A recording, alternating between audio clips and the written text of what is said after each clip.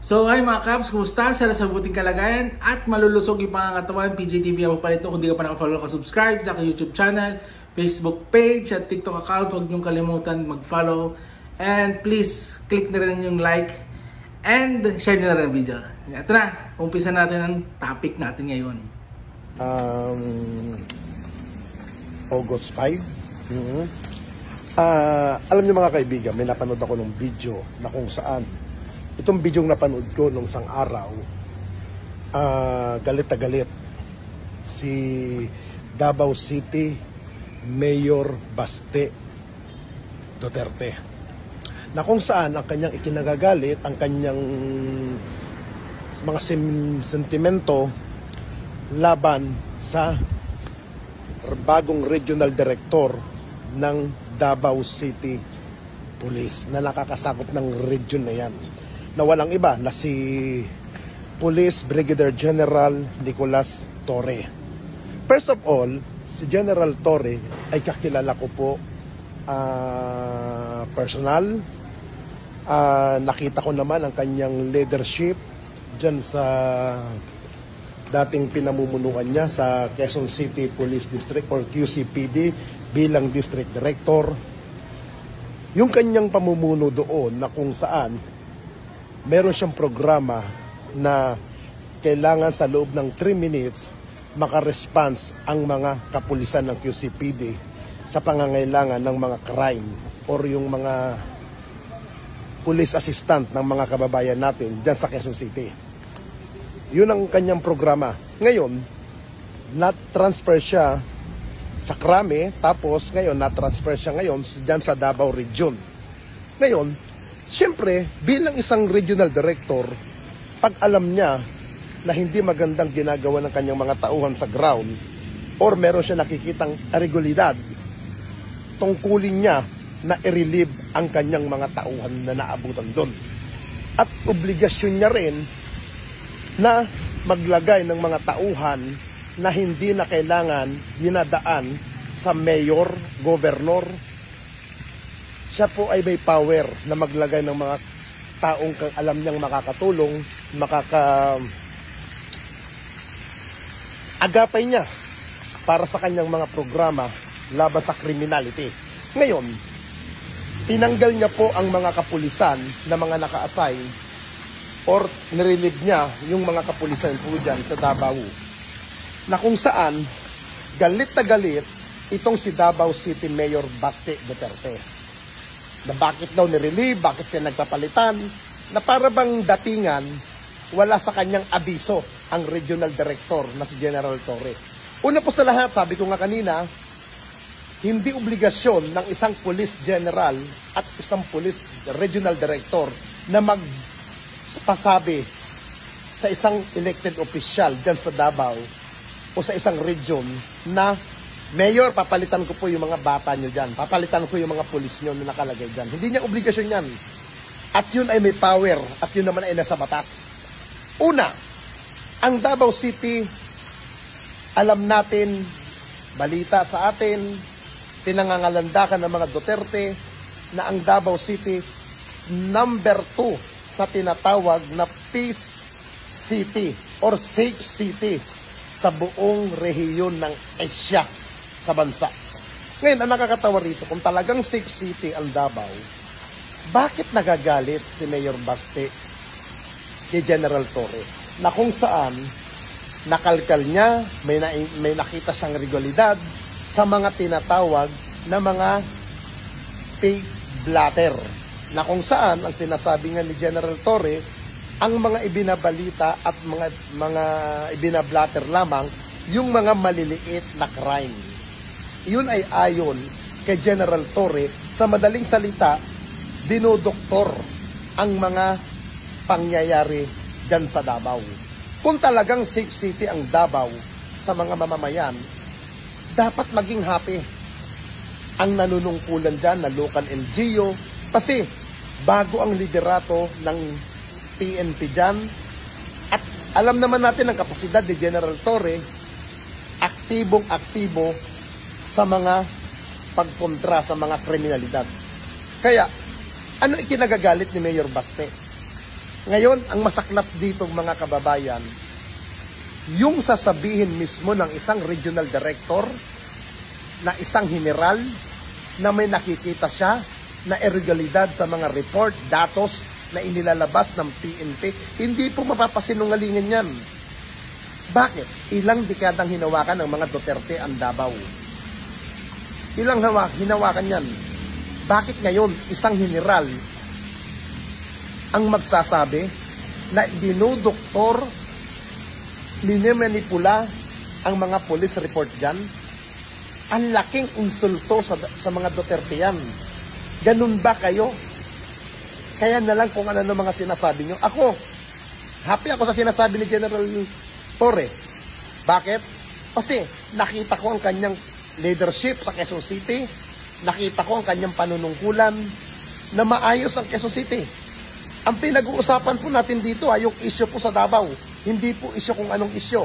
Kasi ang ititirada dyan ng mga ibang vlogger, ganito din yan. Hindi yan ang pinag-uusapan. Ang point dito, yung sinabi ni General Torre na minamanipula or dinodoktor or iniiba ang report para lang mapanatili at mapangalandakan na ang mga Duterte maayos ang pamamalakad sa Davao at yung mga big issue hindi lumabas, nagtatanong lamang. Kung hindi dahil sa kanya, kasi kabilang din ako doon sa nabulag na napaniwala na ang Davao City ay isang peace city, safe city, ika nga. Ako'y napaniwala din dyan. Pero ngayon, napagtanto ko, gaano nga ba talaga katotoo na ang Davao ay safe city na tinatawag. Kung hindi po tayo nagkakamali nung nakaraan na balita na mag-asawa napatay dyan sa Davao na taga Maynila ata yun o taga isang probinsya rin na Visayas o galing Maynila na kung saan napatay dyan sa hotel sa Davao. Ngayon, yan ba ang safe city? Alam natin mga kaibigan na ang crime hindi natin alam kung kailan mangyayari. Gagawa ang mga kriminal, hindi natin alam. Hindi naman magsasabi yan. O gagawa kami ng ganitong crime. Gagawa kami ng ganitong gulo. Walang sinasabi ang mga ganyang grupo. Bigla-biglang umaatake yan nang hindi mo namamalayan. Parang magnanakaw lang yan na magnanakaw sila nang hindi nalalaman natin kung anong araw, anong takda, anong panahon para hindi tayo makapag-prepare. Now, sino ba ang ayaw? Sino bang hindi may gusto na mapabilang ang ating bansa sa isang syudad dito sa buong Pilipinas na mapasama na maging safe city? I think walang ayaw ng may ganun. Lahat tayo gusto natin. At proud tayo bilang Pilipino na mapabilang doon. Pero kung ang sinasabing safe city ay puro dinoktor at pinipiki ang balit, ang ulat sa police blotter, hindi po nakaka-proud ang ganyan. Nakakahiya, nakakasuklam at kahihiyan ng Pilipino. Ang gusto natin makatotohanan na ulat, makatotohanan na report. Kaya kung hindi dahil kay General Torre, hindi natin malalaman ang katotohanan. Sana suggest ko at request ko kay General Torre, sana yung mga sinasabi doon sa kanyang sinabi na mukhang minamanipula, sana sir, kasuhan nyo, panagutin nyo dahil kahihiyan ang ginagawa ng sino man pulis ang gumagawa ng pangdodoktor or minamanipula ang totoong nangyayari sa kanilang responsibility na iulat yan sa mamamayan. Kaya, keep up the good work kay General Torre dahil nabuking niya yan at higit sa lahat, naniniwala ko, marami pang makukuhang impormasyon si General Torre dyan at marami siyang magagawa dyan sa lungsod ng Davao at sa iba pang nasasakupan niyang lugar sa kanyang region na sasakupan dahil alam ko naman kung gaano ang kapasidad, kahusay, kagaling ng leadership ni General Nicolas Torre. Kaya sir, huwag kang magpadala sa mga udyo kung ano nung mga negatibo agin sa'yo, nakasuporta kami at ako po'y naniniwala sa iyong kakayahan.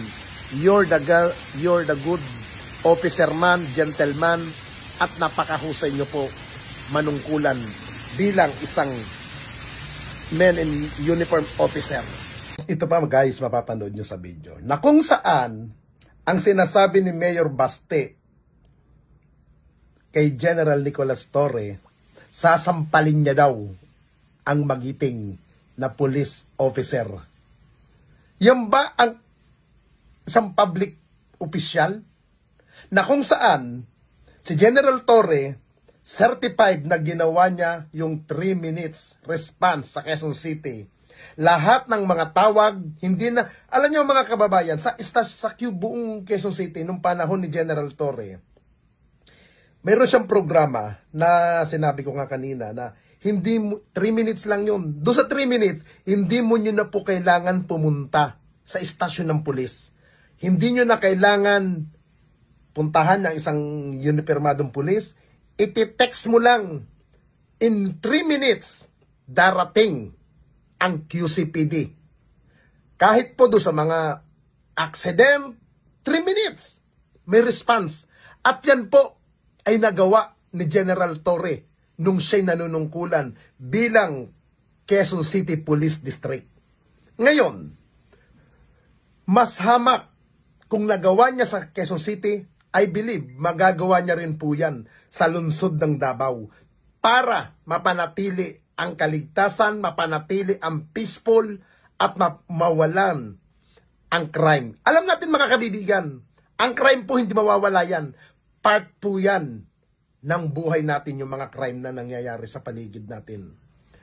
Part po yan yung kaguluhan, criminality, part po yan sa buhay natin.